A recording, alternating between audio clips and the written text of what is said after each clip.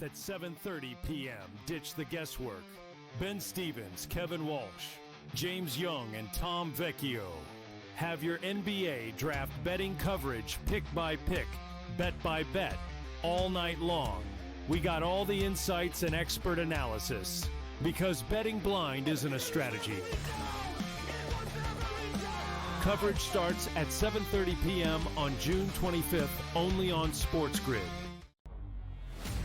Oklahoma City now becomes one of 4 NBA teams ever, one of 3 NBA champs ever, to win at least 84 total regular season and postseason games. It's just the beginning, Ben, and you just look at a team with, these guys at such a young age, and, Chet's got a team option, Ismail Dieng has a team option, Jalen Williams team option, Keyshawn Wallace team option.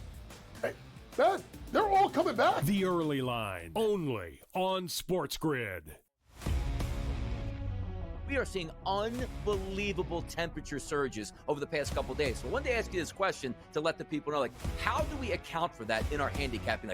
2 good pitchers on the mound, but you look at a place like Wrigley Field, let's just say, 20-mile-an-hour winds blowing out, 90-plus degree temperatures. Is it almost like you say to yourself, you just have to fade the environment and not worry about the pitchers, because if we're hitting fly balls, they're going yard? Pro Baseball Today, only on SportsGrid. As we know, it's just we enter every year and it's, is this the Ravens' time? Is this Lamar Jackson's turn? Can they get past the Chiefs and all of these other, stalwarts of the AFC? But it's always really about Kansas City when we're talking Baltimore. This potentially, Adam, as I send it back to you, potentially is a game changer in that you get a very talented quarter at a discount price. Newswire, only on SportsGrid.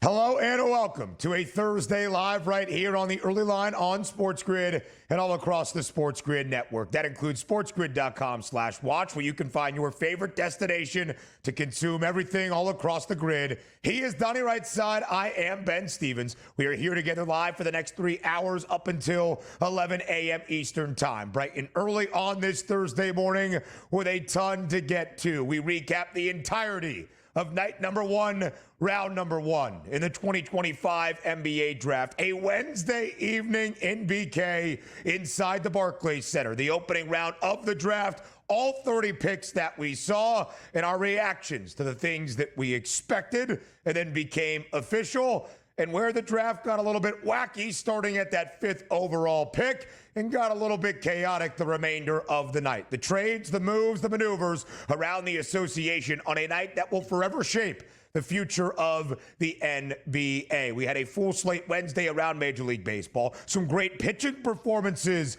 to break down for all of you. And don't forget, the NBA draft, a 2-night event now. Night number 2, round 2. 29 more picks to come on this Thursday, Donnie, inside the Barclays Center.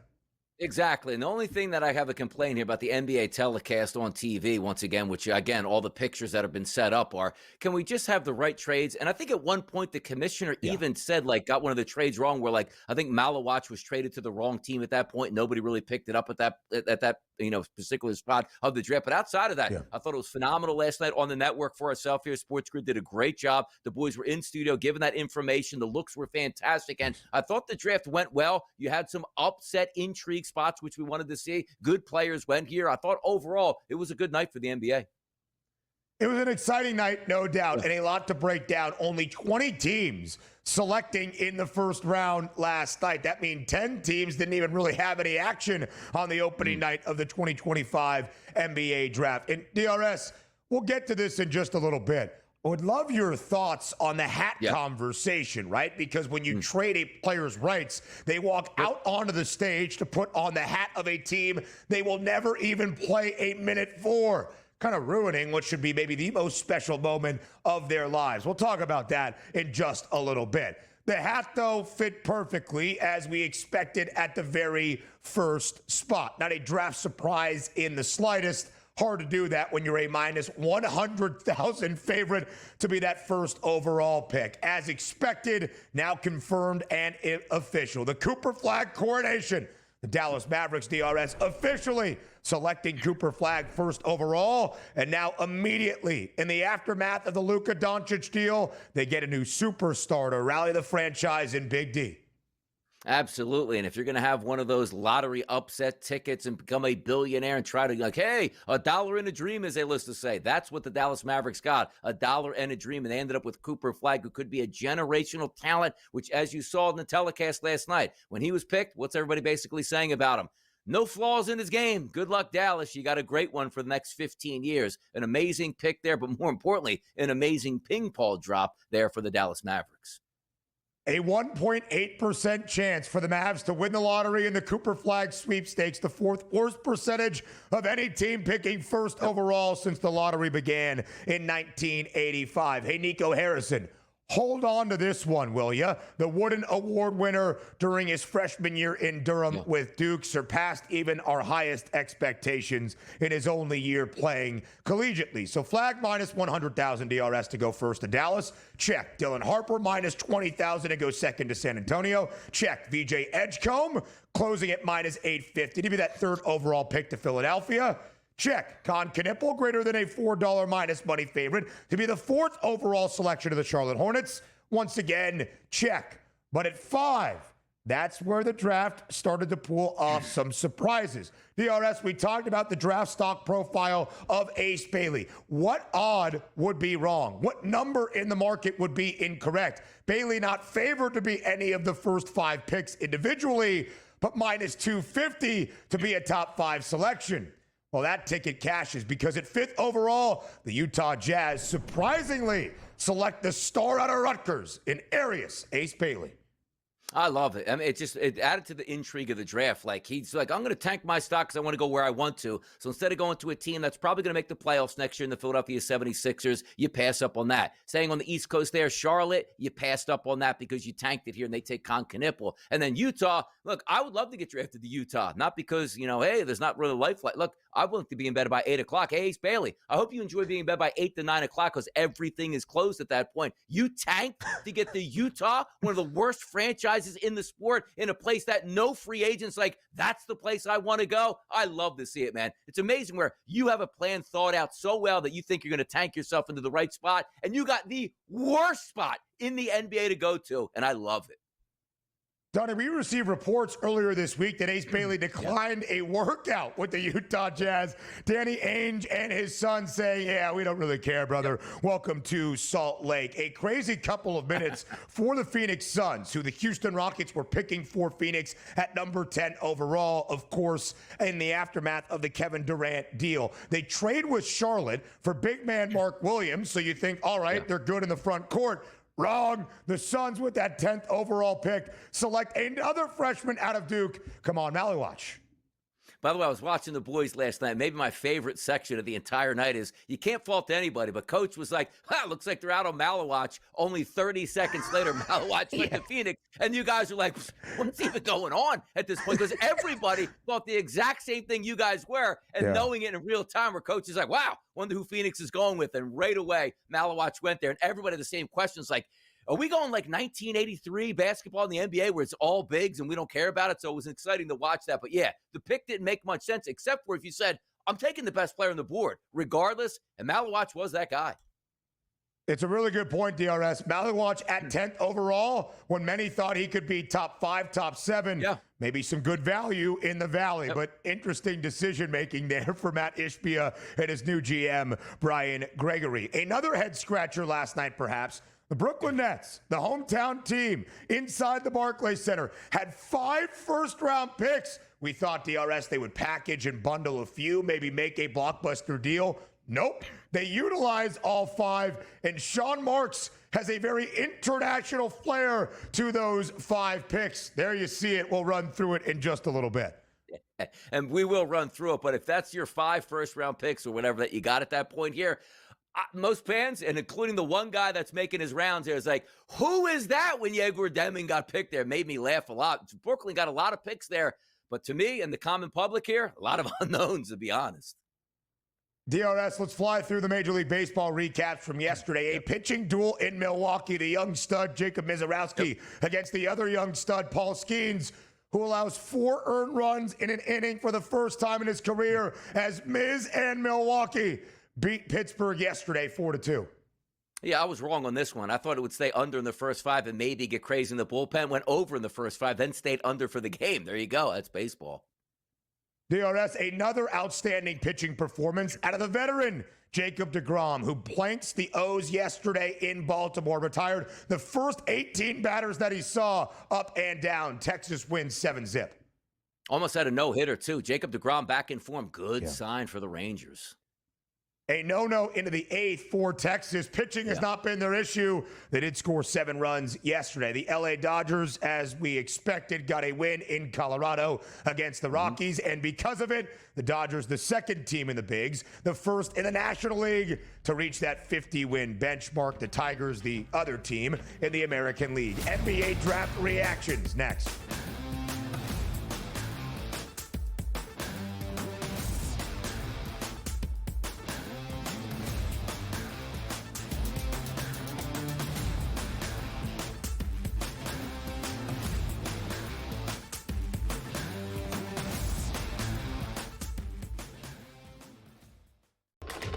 Enter into the magical world of McLuck.com, where even the smallest of spins can win real cash prizes.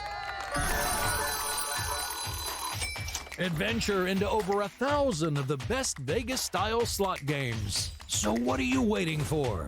Unlock your free welcome offer today. Join the fun where winners play and players win.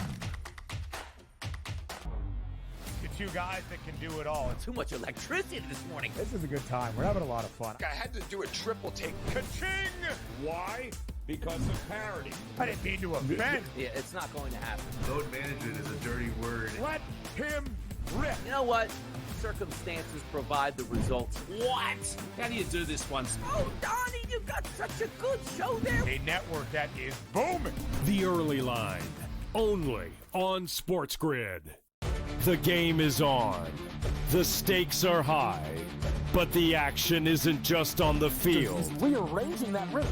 Get it inside! SportsGrid's in-game live. Your ultimate second screen experience. A little flyer, couple of 15.5-point live line. Every prop, every play, every day. Anything can happen. That's complete chaos.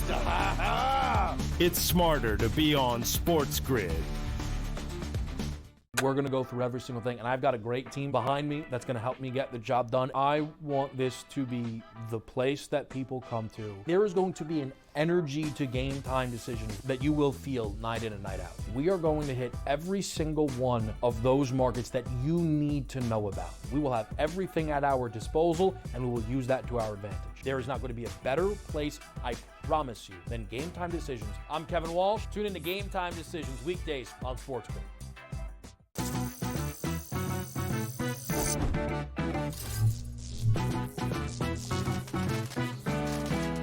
Did you know sportsbooks tend to draw up tighter bet lines for events that get even more bettors, like championship games or major matchups? My tip, try betting on less popular sports. You might have a better shot at beating those odds. Now, go get lucky. See you in Las Vegas. Let's get lucky.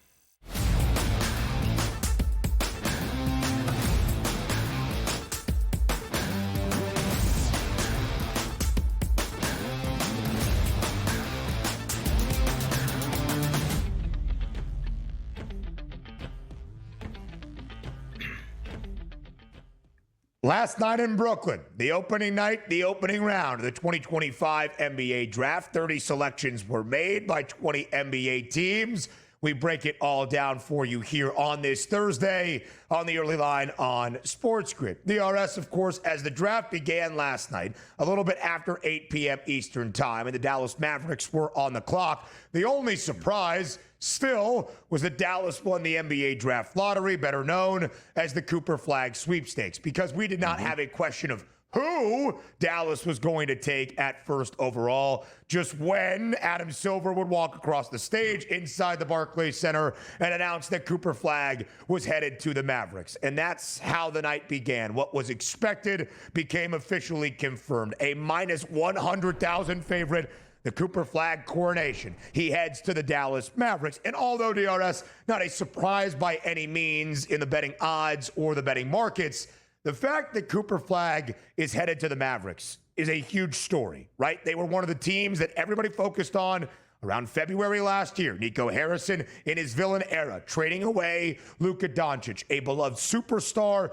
not just around the association and globally, but there in Dallas. How could the Mavericks continue to go on? They end up winning the lottery with a 1.8% chance. So Cooper Flagg, being that highly touted generational talent, does not go somewhere, DRS, where they're hoping to win 25 games next year. Rather 45, maybe even 50, and earn a playoff spot in the competitive Western Conference. And I love it. I really do. And I feel sorry for, well, how are you going to get Washington and Charlotte to get better? Those teams have stunk to high heaven for 25 plus years. Don't let them ruin another superstar player. You take a look at the Dallas Mavericks, only a year and a half removed from the NBA Finals. Yes, they traded Luka Doncic, but the core now with Kyrie Irving and AD, and now you throw in Cooper Flagg here to sort of get his feet wet with a team that's ready to win, with a veteran head coach that doesn't say, hey, here's what our goal is. 2 to 3 years, we develop you, then we start to make a move out here and see if we can get you into the playoffs. Win right away, win now. Don't waste the first 5 years of this kid's career as you try to build a team around him. That team is complete. This kid is complete, and I'd love to see it happen. Would I've loved it if it was my team, the Philadelphia 76ers, would, let's just say, the San Antonio Spurs, love there any other franchise? Yes, but I think it's the perfect landing spot. Even LeBron James, like Cooper Flagg goes to Dallas. That's like a match made in heaven right now. I love this move, and I'm so happy that a quality team got the best player in the draft so we can enjoy this player and not have him wallow in anonymity at any one of these horrible franchises that would never put him in the spotlight here. I like this move. It's great news for the NBA. Maybe a few years ago, you started to hear about this kid, Cooper Flagg, from where? Yeah.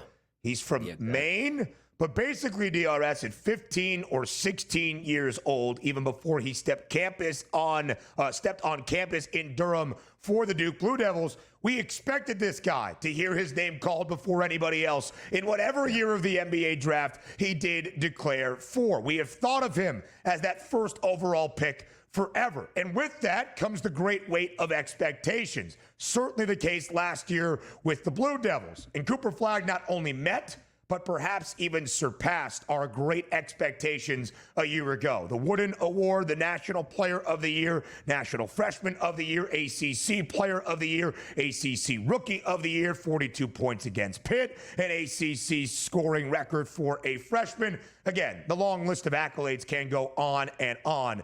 But Cooper Flagg is ready-made to be an instant impact player in the NBA. Donnie, you could argue that those teams drafting 1, 2, 3, who certainly made their way up the lottery, have a lot of talent on the roster and certainly some promise and optimism entering next year. Now adding a talented piece early in the NBA draft to maybe push them to the next level. The case for Dylan Harper in San Antonio, where he will look to continue a trend of back-to-back Rookie of the Year award winners, Victor Wembanyama, that other generational talent 2 years ago, and Stephen Castle a season ago. And then DRS, your Philadelphia 76ers, VJ Edgecombe, the Big 12 Freshman of the Year from Waco, playing with the Baylor Bears a season ago, and playing with the Bahamian national team as well in Olympic qualifying last summer. He closed as a minus 850 favorite to go to the 76ers.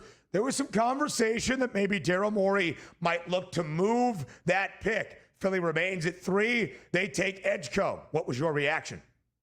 Smart move. It was a smart move. And also from those top 5 picks here, Ben, what do you love the fact, these were freshmen here. Cooper Flagg is 18. He's not a polished, let's just say he had the same career as a Christian Laettner. Stayed all 4 years here and I'm 22, 23. Sure, you'd be happy in the NBA. But the fact that this kid is this polished this early and you get him at 18 years old, which theoretically is on the LeBron path, right? I can play to him 40 at maybe a high level. Look how many years you can get bang for your buck for the NBA and also your franchise is spectacular. But you asked me the question about VJ Edgecombe. It's very interesting to me because I think the Sixers made the right move. If you're looking at major upside with a kid that probably should have gone earlier, it was Ace Bailey. But when you're in that 3-hole here and you say, I have so many good players and I have kids with great attitudes that we think can be maybe a Dwayne Wade or an Oladipo they were talking about for VJ Edgecombe, you can't pass that up for a kid that will come to town and be like, I told you I didn't want to be here. I don't know how hard I'm going to work. I now have a guaranteed contract. I might make your life miserable just so you can trade me out of town. I told you not to. When VJ Edgecombe is in there like, I just can't wait to get to work. Love that city. I'm an athletic,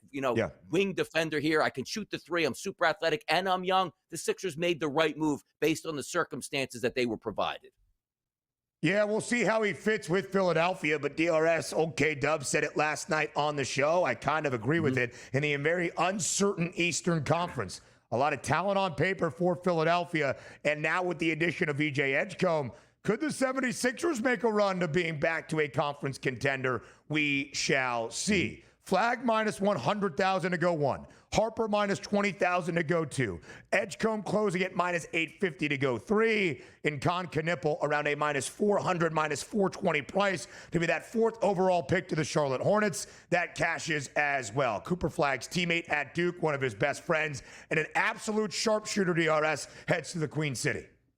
Yeah, look, love to see it, man. I think everybody made themselves better in the top 5, even though I can't stand the fact that Ace Bailey went to Utah, and it makes me laugh at that point. He should make that franchise better because now he's going to have a chance to grow. It's just a tough spot where it's going to be a bad basketball team, but I think most people did well last night, including the first 4 picks there, which Con Knipple, guy's a shooter, man. We need shooters in the NBA. Kid can shoot. 84 made threes during his first and only year of college hoops. We'll talk about Arias Ace Bailey next.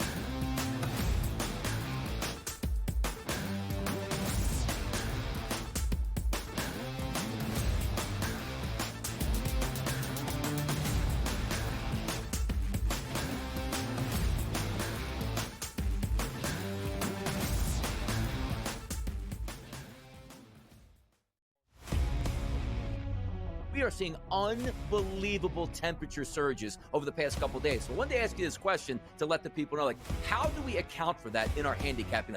2 good pitchers on the mound, but you look at a place like Wrigley Field, let's just say, 20-mile-an-hour winds blowing out, 90-plus degree temperatures. Is it almost like you say to yourself, you just have to fade the environment and not worry about the pitchers because if we're hitting fly balls, they're going yard? Pro Baseball Today, only on SportsGrid. Their team total is 19.5 wins. I told you to go under, and it's by far the best bet I have recommended on this network in 4 years.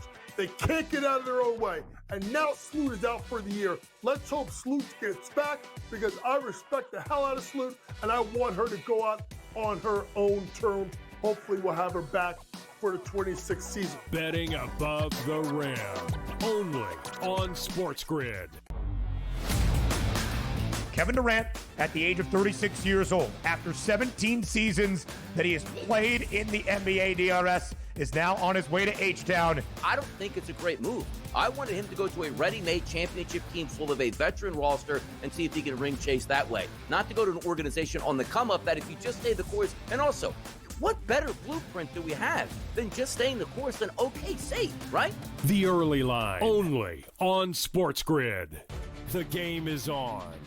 The stakes are high, but the action isn't just on the field. He's rearranging that rim. Get it inside! SportsGrid's in-game live. Your ultimate second screen experience. Just a little flyer, couple 15.5 point live line. Every prop, every play, every day. Anything can happen. It's complete chaos. It's smarter to be on SportsGrid.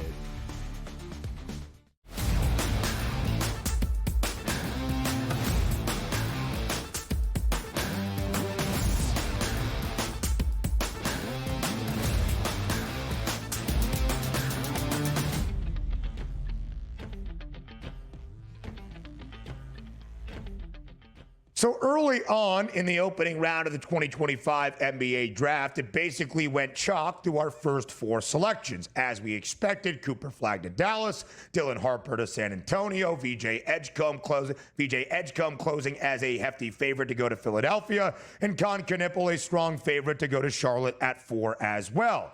our first true surprise, DRS, came at 5th overall. Perhaps a stunner in Ace Bailey going to the Utah Jazz. The reason I say perhaps a stunner is because all week long, when we were getting you set for the 2025 NBA draft, we talked about the confounding draft status and stock of Ace Bailey. Talent, certainly there after an outstanding season at Rutgers. But the way he conducted himself in the pre-draft process was interesting. Wasn't really interviewing with teams, and frankly, DRS was either not taking or canceling pre-draft visits and workouts, including earlier in the week by reports to Salt Lake to visit the Jazz franchise. But Danny Ainge says, I don't really care, man. And Utah uses that 5th overall selection on Ace Bailey. Again, from the odds, he was not favored to go 1, 2, 3, 4, or 5 in any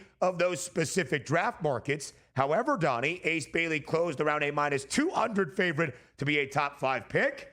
And I guess that number was correct.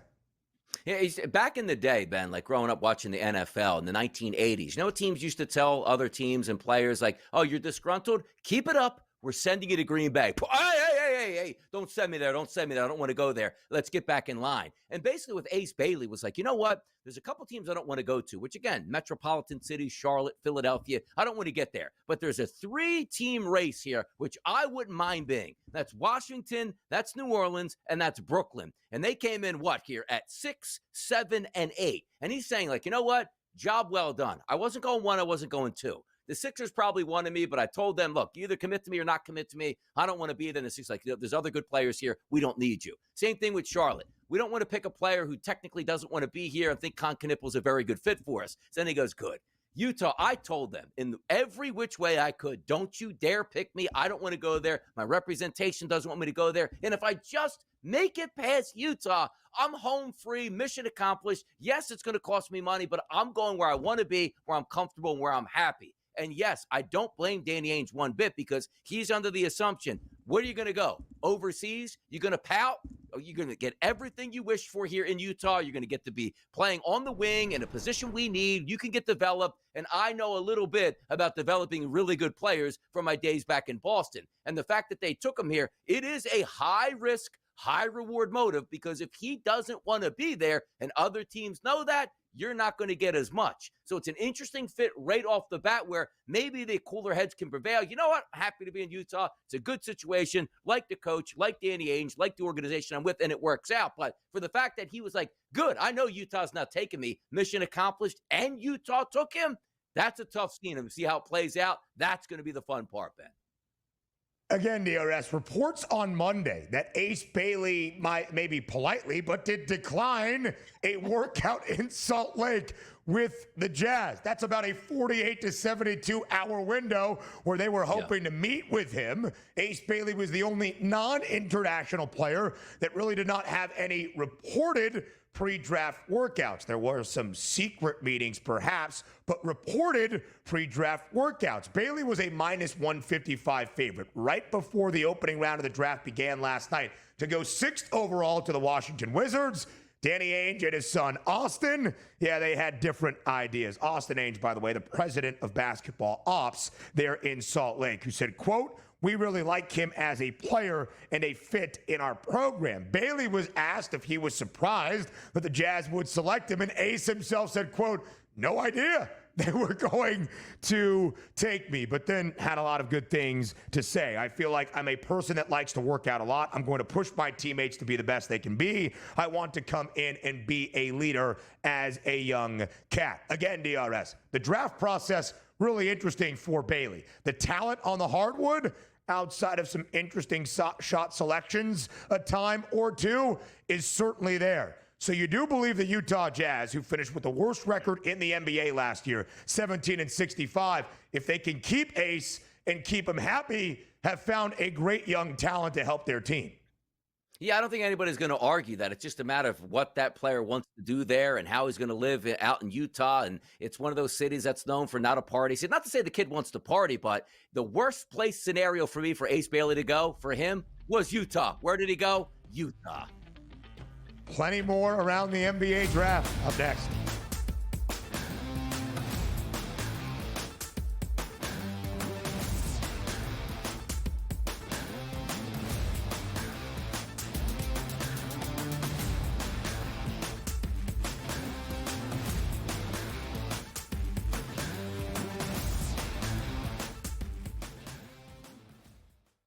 On June 25th at 7:30 p.m., ditch the guesswork. Ben Stevens, Kevin Walsh, James Young, and Tom Vecchio have your NBA draft betting coverage pick by pick, bet by bet, all night long. We got all the insights and expert analysis because betting blind isn't a strategy. Coverage starts at 7:30 p.m. on June 25th, only on SportsGrid. It was the first time, I think, in Dodgers history that the ballpark was full in the first inning. Everybody was there to see Shohei Ohtani throw his first pitch as a Dodger, and I had mixed emotions about this for a few reasons. Number one, it was a reminder of, wow, this is so crazy, right? You're watching him hit 98, 99, even 100 on the radar gun going, this guy's not human. Nobody should be able to be this good of a hitter and this good of a pitcher. Fantasy Sports Today, only on SportsGrid. As we know, it's just we enter every year and it's like, is this the Ravens' time? Is this Lamar Jackson's turn? Can they get past the Chiefs and all of these other, stalwarts of the AFC? But it's always really about Kansas City when we're talking Baltimore. This potentially, Adam, as I send it back to you, potentially is a game changer in that you get a very talented quarter at a discount price. Newswire, only on SportsGrid. Oklahoma City now becomes one of 4 NBA teams ever, one of 3 NBA champs ever, to win at least 84 total regular season and postseason games. It's just the beginning, Ben, and you just look at a team with, these guys at such a young age, and, Chet's got a team option, Ismail Dieng has a team option, Jalen Williams team option, Keyshawn Wallace team option. Hey, Ben, they're all coming back. The Early Line, only on SportsGrid.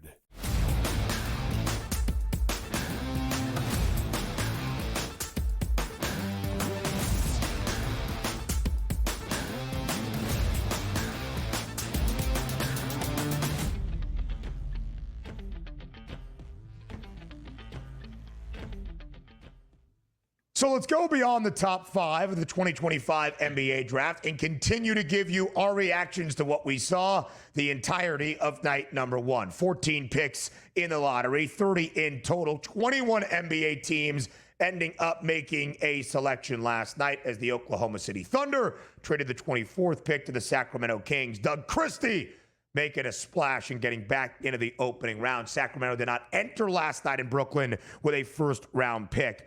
Originally, DRS, the rest of the top 10. Trey Johnson was kind of the forgot-about guy as the odds started to favor Jeremiah Fears, who goes 7th to New Orleans, and Ace Bailey in the top 5. But 48 hours ago, Trey Johnson was the favorite to be that 5th overall pick. He slips back 1. He heads to the nation's capital. Trey Johnson playing for the Washington Wizards. The New Orleans Pelicans were very happy to get the freshman out of Oklahoma, Jeremiah Fears, with that 7th overall pick. The Nets then used their first of 5 picks last night to surprisingly take Yegor Dimon, the point guard from BYU who spent 1 year in Provo. His nationality, though, from Russia. In DRS, if you were watching the SportsGrid draft special last night and you were tuning into Kevin Walsh, an all-time genuine reaction. Not a big fan of the draft profile or NBA evaluation of Yegor Dimon, and Kevin let everybody know about it last night. The Nets using the 8th pick on Dimon, rather surprising as well.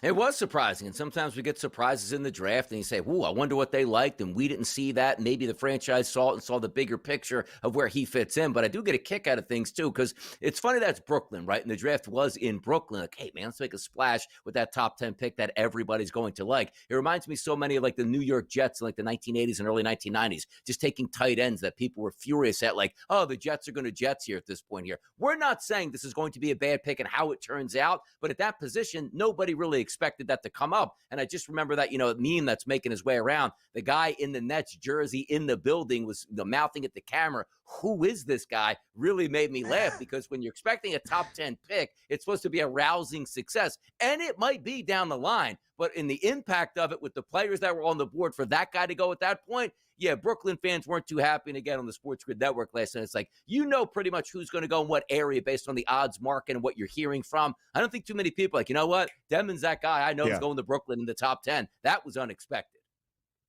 DRS, in our final segment yesterday, I did have Yegor Dimon under 14.5 as my best bet of the opening round. That cashes. The reason I had under 14.5 is because 14, of course, is that elusive number in the NBA draft. The first 14 picks in the lottery. I thought Yegor Dimon, who in his first year in Provo with BYU was slated to be a lottery pick throughout the pre-draft process, a lottery pick. I thought he was going to be in the lottery as early as number 8. Now that was a slight surprise. Now, I don't want to get mad at that Nets fan in Brooklyn for not watching BYU all the way out in Provo or Big 12 basketball as a whole, but the Cougs did make a great run, of course, to the Sweet 16 in the second weekend of the NCAA tournament. DRS, one of your favorite teams to bet on because of the pace that Kevin Young and BYU play with. So maybe he wasn't watching the big dance. That's his fault. But maybe he was, where Yegor Dimon, frankly, was a little bit disappointing in terms of his scoring during his only year playing collegiately. It was guys like Richie Saunders really leading the way for BYU. So we'll talk about the Brooklyn Nets and the remainder of their 4 picks in the first round in just a moment. 9th overall, we thought the Raptors, the international team, might go with an international prospect in Noah Essengay out of France. Instead, they take the sophomore from Columbia, South Carolina, playing for the Gamecocks, Colin Murray Boyles, who had really rose up draft boards throughout this process. And then Donnie again, another head scratcher a couple of minutes later. Big news, the Phoenix Suns trading their 29th overall pick in a 2029 first rounder to the Charlotte Hornets for big man Mark Williams. If you remember the name, not only from his days at Duke, but of course, he was supposed to be headed to the LA Lakers to solidify the front court following the Luka Doncic deal ahead of the trade deadline. This past February, that deal fell through because of a faulty physical. Well, Phoenix gets Mark Williams, which after the Kevin Durant deal, acquiring Jalen Green, the 10th pick of last night, and Dylan Brooks, a lot of guards in the backcourt in the Valley, not a lot of big guys. So when they acquire Mark Williams via trade, we're like, all right, great move by Phoenix. That really opens the door for what they're going to do at 10th overall in just a matter of moments on the clock. And they take another big man in Kaman Maluach, also out of Duke, with that 10th overall pick. It's almost like this had to have been agreed to like days before the draft and was ironclad. You can't go back on it. And Phoenix like, oh my goodness, like Maluach is on the board. So the fact that this came down like in a matter of minutes between each other was even more shocking. It's like, did you know, like, did you already have this guy and you can't go back on this deal? And then Maluach is on the board. So you can't back out of it because you thought he'd never be on the board. And it just seems like, okay, we'll deal with it. We have 2 centers in a league that doesn't really value centers all that much in the grand scheme of things. But I do understand what Phoenix was basically saying to themselves. This kid wasn't supposed to be here at 10. He's probably supposed to go 5, 6, 7, or 8. We have to take him. He's a talent, as opposed to just shoehorning somebody else into the equation. I don't mind the pick, but it's just astonishing. That's like you pick up a center, then you draft a center. If you knew that center was going to be on the board, why did you make that initial deal to begin with? The only thing, as I said, I can't keep getting over is it was one of those handshake deals like they did a few days before. It's like, well, we can't go back on this now, even though they probably could have, and just went forward with it anyway. Yeah, absolutely so, DRS. And Kaman Maluach hasn't been playing a ton of basketball. He started playing later in his life. But what a moment for him on stage, tears in his eyes, and said, really, he's putting on for the entire continent of Africa. He is from South Sudan. A great freshman year at Duke. 3 Blue Devils taken in the top 10 of the 2025 NBA draft. Cooper Flagg 1, Con Knipple 4, Kaman Maluach at number 10. Now let's talk about the Nets. They had 5 first-round picks housing the 2025 NBA draft. We thought, DRS, with that much draft capital, that maybe Sean Marks in the Brooklyn front office was going to package a few of those picks and maybe make a big splash either up the draft board or for a veteran and experienced player. Nope. He used all 5 of them, and much with an international flair. Now, Yegor Dimon did play in Provo, but is from Russia. The 19th overall pick, Nolan Traore, a guard out of France.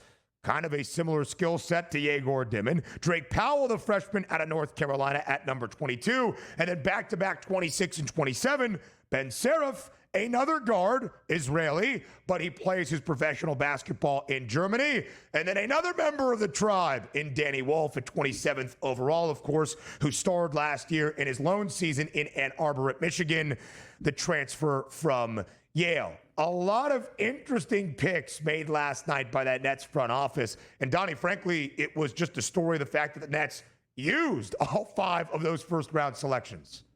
Yeah, I don't know if that's good for like the future, perspective of the team. I said, well, what do you mean? Like they're trying to rebuild. You get 5 first-round picks. We know this works out, and particularly in the NBA. If you have that many picks, what do most franchises do? Let me keep my top 10 pick. I'm going to package the other 4 and get maybe a superstar, or I'm going to like move it forward and get 2 players back for 1, NBA veterans, maybe 25, 26, 27 years old, and sell that to my organization and certainly my fan base. It's interesting that it looks like they are taking the long way around it, but again, 5 first-round picks, all of them to make your team and what their future is going to look like in Brooklyn. I don't know if that was the best use of assets here. Now, granted, Ben, if it was 5 first-round picks and 3 of them were in the top 10, like, yeah, we picked the 3 top 10s to work out and a couple bench guys, but this wasn't it. 27, 26, and 22, and 19, those are the things that get flipped around like potato chips in the offseason. Like, give them the 26 pick. That's never going to amount to anything. I'm not saying none of these guys can be good outside of like your top 10, which you expect to be good, but it's just an interesting thought process, Ben, in the NBA that usually does not happen. You know, DRS, ever since the Kevin Durant and James Harden era there in Brooklyn, the Nets have kind of been floundering just a little bit, and they do not have that superstar player to add all of this young talent around. So now it's just a bunch of young guys all trying to battle for those same spots. Listen, our intern Jesse, who is giving us the counts right now, doing excellent work behind the scenes, a born and bred Brooklyn Nets fan, he said he kind of liked the draft class last night. So maybe we'll take it from a Nets fan. Who knows? More around the NBA draft next.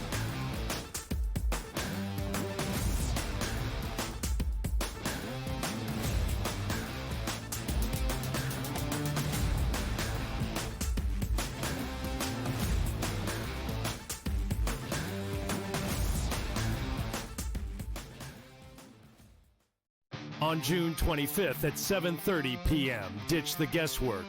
Ben Stevens, Kevin Walsh, James Young, and Tom Vecchio have your NBA draft betting coverage pick by pick, bet by bet, all night long. We got all the insights and expert analysis because betting blind isn't a strategy. Coverage starts at 7:30 p.m. on June 25th, only on SportsGrid. Was the first time I think in Dodgers history that the ballpark was full in the first inning. Everybody was there to see Shohei Ohtani throw his first pitch as a Dodger, and I had mixed emotions about this for a few reasons. Number one, it was a reminder of, wow, this is so crazy, right? You're watching him hit 98, 99, even 100 on the radar gun going, this guy's not human. Nobody should be able to be this good of a hitter and this good of a pitcher. Fantasy Sports Today, only on SportsGrid.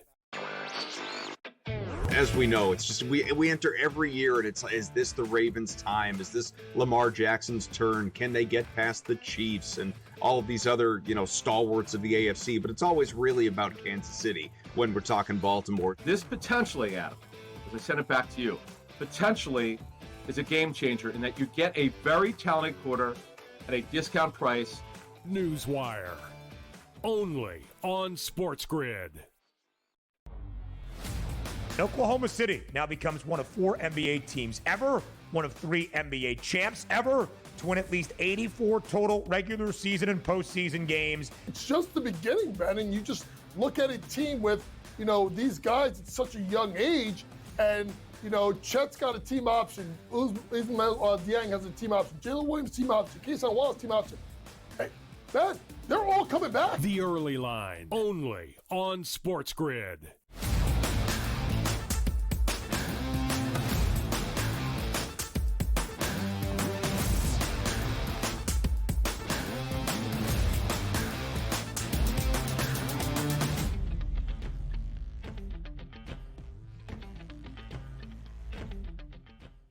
We continue our reactions to the opening night and the opening round of the 2025 NBA Draft bright and early here on this Thursday on the Early Line on SportsGrid. All right, DRS, ending out the lottery as we had last night. We have shown you the top 10. Let's make sure we complete the lottery. Cedric Coward, what a story. Memphis trading up to 11th overall in a pick swap with the Portland Trailblazers to take Coward. The Grizz had the 16th overall pick. Memphis very much enthralled with a guy who starred at Eastern Washington, was a 0-star recruit out of high school, cut it up at the D3 level, went to Eastern Washington, followed his head coach to Wazoo, that being Washington State, only played 6 games last year in Pullman, and ends up a lottery pick. Clearly the Grizz believe in this guy. Noah Essengay, the talented Frenchman, for playing his professional ball in Germany. Our first international player who did not play collegiately, at least,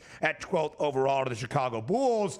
And then the New Orleans Pelicans making another big splash and giving up a lot of valuable draft assets to get back into the back half of the lottery and select Derek Queen, 13th overall, the Big Ten Freshman of the Year out of Maryland. Yeah, trying to rebuild that franchise, and rightfully so, to add extra talent in there. But it will be interesting to see where you're giving up an unprotected first-round pick, and you might have more changes on a franchise that not necessarily has great seasons year over year. But I don't mind the pick there. Derek Queen, we watched him throughout the NCAA tournament. The kid's ready for prime time. There's no doubt about it. And many people thought he probably would even go sooner, Ben, than the 13th overall pick as the way it played out. But I do get a kick out of Cedric Coward going from a Division III. Like, you know what? A little kinship between me and Cedric Howard over there. The only good part about it last night was he was officially called Colin Cowherd by another network during that pick, which set off a firestorm on Twitter. Yes, I believe that it did. Not here on the SportsGrid Network. No, we weren't Not doing here on the SportsGrid Network. We would never. Cedric Coward, of course, making his way now to the Grind City. 2 organizations ended up with multiple lottery picks. The Pelicans trading back in, and the Spurs, the rich get richer in terms of young and promising talent. They take Carter Bryant, the wing/forward, out of Arizona. 15th overall, our reigning NBA champs, and the Thunder had a pick right away. Thomas Sorber, the big man out of Georgetown. And then a couple of interesting picks from there, including this one, DRS, that nobody really thought. We weren't even sure this guy would be a first-rounder, let alone an early second-rounder. How about 16th overall by the Portland Trailblazers? The 7'2" big man from China, Yang Han Sun, goes 16th overall to the Portland Trailblazers. That was an interesting move, and of course caught some people by surprise. We can't go Hansen as his last name? Come on, man. Fits right in. You ever hear Bop? Yeah, Hansen. It's Hansen. No, not even a hyphen. How about that? Look at that. Hold on. 16 and 11. 3 assists. Now, is he a shooter? Give me the background on this guy. Is he just that Yao Ming big, or is he a shooter? Like he's the evolution of Yao Ming, like a little bit of Dirk Nowitzki mixed in there. He can drop it from tree. Maybe not 7'6" Yao Ming, but 7'2", as our coach JY gave us the quick scouting report on Han Sun last night. He's a little bit more nimble, mobile perhaps, than Yao Ming. He is so good, DRS, that he won Rookie of the Year in the Chinese Basketball Association twice. Won 2 Rookie of the Year awards. Maybe he'll look to do the same in the NBA. Yang Han Sun now making his way to the Rose City. The most outstanding player, DRS, of the NCAA Tournament's Final Four, Walter Clayton Jr., also headed to Salt Lake. The Utah Jazz moving back up to 18th overall to take that man, Walter Clayton Jr., in a small deal with the Washington Wizards. So Ace Bailey, Walter Clayton Jr. now going to Salt Lake. And one of the early slides, DRS, last night, a guy we considered maybe in lottery territory out of Illinois, Kasparas Jakučionis, the point guard from Lithuania, falls all the way to 20, but might end up in a pretty good scenario. He is drafted 20th overall by the Miami Heat. I always like to, it's funny how, we sort of overrate when the Miami Heat pick, perfect pick for the Heat, fits in just like everybody else. Who was the kid from UCLA that looked like he was going to be a good player early on? And then Jaime Jaquez, I can't believe they stole this guy. Guy gets 2 minutes now. So we'll see if this kid is actually able to play. And by the way, the Miami Heat were thought so many times to make so many moves this offseason and haven't done so yet. So they're really just a whiteboard at this point. We're trying to fill in some of the pieces. But I did like this kid in college, and sometimes that international game, which is filthy for some of these guards, maybe he does fit in and it becomes a steal there. But I know we like to always overrate when whoever Miami picks in the first round, it's a steal. My God, I can't believe they went to Miami. Yeah, DRS, I do agree with you, right? We give Heat culture a lot of credit because of what Eric Spoelstra and Pat Riley have put together as an organization. maybe not as much benefit of the doubt right now after a tumultuous season trading away Jimmy Butler. But I do love the talent that Jonas possesses. Right after him, Will Riley, his Illinois teammate, the other freshman from Canada, going to the nation's capital in D.C. to join the Washington Wizards. Plenty more reactions. We'll set the stage for round number 2 tonight in the NBA draft a little bit later on. DRS, there was no question about the price of Cooper Flagg going first overall, minus 100,000. The next number we needed on Cooper, what would his price be to win NBA Rookie of the Year? He is in minus money, a minus 180 favorite. Already an odds-on favorite is Cooper Flagg. And frankly, how can you fault the odds makers to win Rookie of the Year in the association in 2025-26? You can't, but you know what's funny about that? Remember when Wembanyama got there? Of course he's going to be the Rookie of the Year. You thought that as long as he stayed healthy. But it's also from one of those teams like, you're going to be able to do whatever you want out here. We're not going to be very good. You're going to play a lot of minutes. You're going to be the focal point of the offense. I'm interested to see how they handle, Cooper Flagg being on a good team. He's going to get his, but it's not as if he wound up in, let's just say, Utah, where it's like, hey, kid, go out there and shoot 25 times a game and just blow the competition out of the water. Because there's some bucket getters out there that went in round number 1 that went to bad teams. They're going to get a chance to shine as they are the guy. Cooper Flagg's not going to be the guy. I don't care how talented he is based on that veteran team. I wonder how we hold it against him next year when we say, his numbers are 15, 11, and 3 when another rookie's in the 20s and you sort of downgrade it and then upgrade it. It'll be interesting, but I don't think I want to take him just based on, I don't know if he can just be that dominant force all by himself, which typically Rookie of the Years are. Especially DRS if you are laying that minus money price. We'll talk a little bit more about that because Rookie of the Year, team success, not exactly correlated, but for Cooper it might be. Next. Yeah.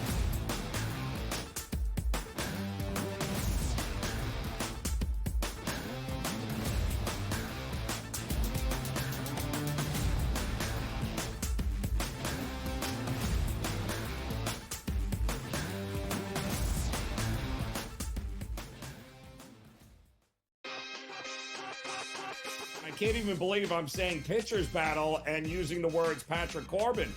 But can I tell you, Scott, he's a different guy. He's a totally different guy with the Rangers than we've seen. I say this all the time. Don't worry about the first 5 innings. Don't even watch the first 5 innings in Texas Ranger games. Because for whatever reason, there's a ton of runs scored in the first 5, and then it just stops. It just stops. Game time decisions. Only on SportsGrid. No way that I'm betting on the Cleveland Cavaliers for any reason whatsoever. No. Ever. When they had LeBron James, it was a different story. I think Spider's great. He's no LeBron. I don't see him carrying them to a title. And I don't believe in the Knicks at all. The Knicks never get it done. Pharrell Coast to Coast. Only on SportsGrid. Kevin Durant, at the age of 36 years old, after 17 seasons that he has played in the NBA, DRS, is now on his way to H-Town. I don't think it's a great move. I wanted him to go to a ready-made championship team full of a veteran roster and see if he can ring chase that way. Not to go to an organization on the come-up that if you just stay the course, and also, what better blueprint do we have than just staying the course and safe, right? The Early Line. Only on SportsGrid.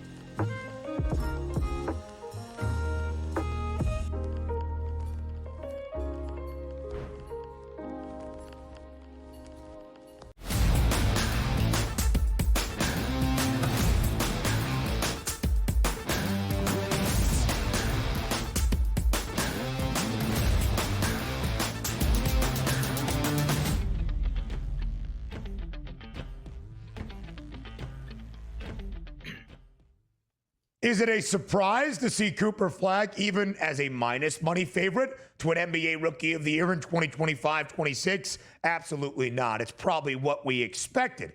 But is it a good bet? Because minus money can still be value if the guy closes at minus 100,000 to win a market, as we saw last night, to go first overall. DRS, ultimately, if Cooper Flagg remains healthy and plays the 65-game minimum, I expect him to win NBA Rookie of the Year because, to me, he is still a generational talent.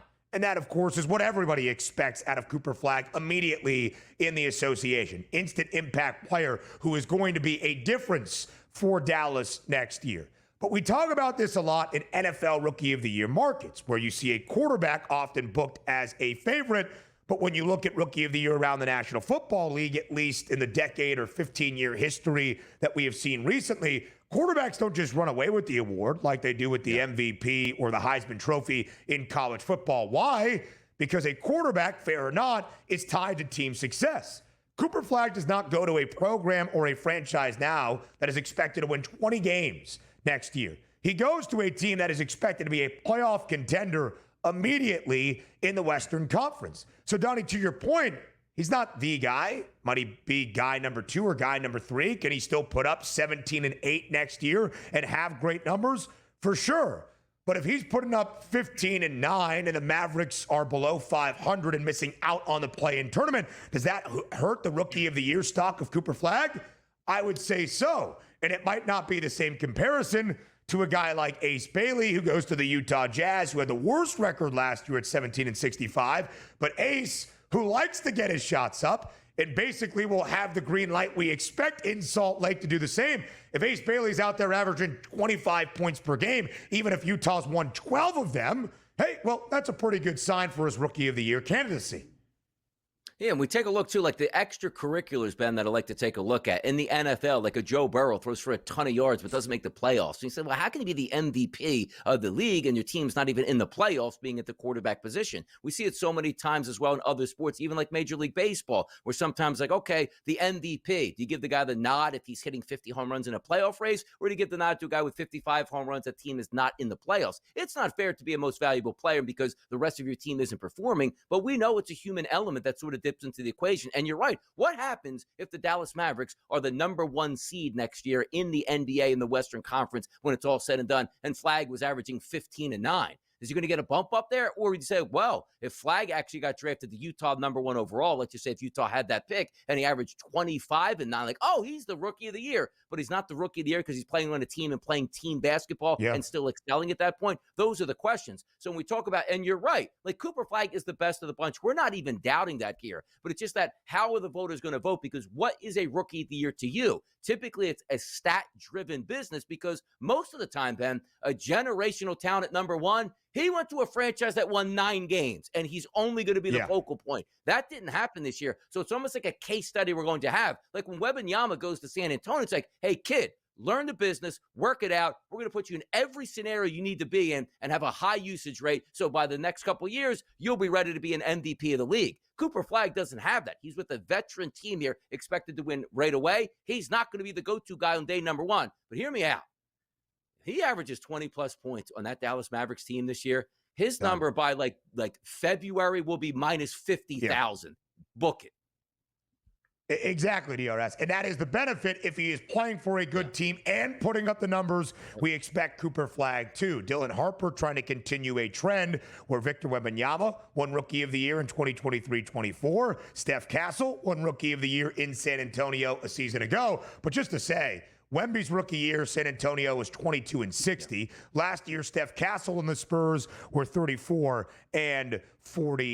DRS, a quick look at the NBA championship odds for next season. Again, the Thunder drafted 15th overall. They get another nice piece in Thomas Sorber. They are the very short favorites at plus 220 to go back-to-back. Only half of the teams of the top 10 drafted last night, the Cavs, Knicks, Rockets, Lakers, and Nuggets, did not have a pick. The Celtics drafted 28th, the Clippers the 30th and final. The Magic made a nice move, and you see it there, DRS, in the odds. 5th best price to win a championship at 12-1 after the trade for Desmond Bane. They draft Jace Richardson 25th overall last night.